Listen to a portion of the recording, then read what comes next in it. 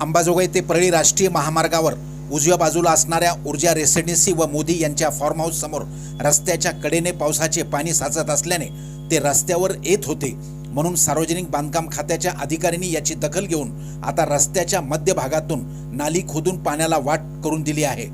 ही बाब चांगली असली तरी दुसरीकडे अंबाजोगाई शहराच्या मध्यभागात असणाऱ्या पंचायत समिती समोरील रस्त्यावर पावसाच्या पाण्याला तसेच वरच्या भागातून येणाऱ्या घाण पाण्याला पुढे जायला वाट नसल्याने कायम रस्ता पाण्याखाली येतो, त्यामुळे वाहने सुद्धा जाऊ शकत नाहीत। यावर आजपाव येतो सार्वजनिक बांधकाम खात्याने पाण्याला वाट मोकळी करून दिली नाही। पाण्याला वाट मोकळी करताना कोणाची वाट लागणार माहीत नाही, मात्र अधिकारी यावर मार्ग काढायला तयार नाहीत। कोणी काढू अथवा नाही काढली तरी पाणी आपली वाट शोधत असतो, तो कोणाचीही वाट न पाहता वाट लावतो एवढे मात्र नक्की। आता पाहू सार्वजनिक बांधकाम खाते या बाबीची दखल घेते की नाही।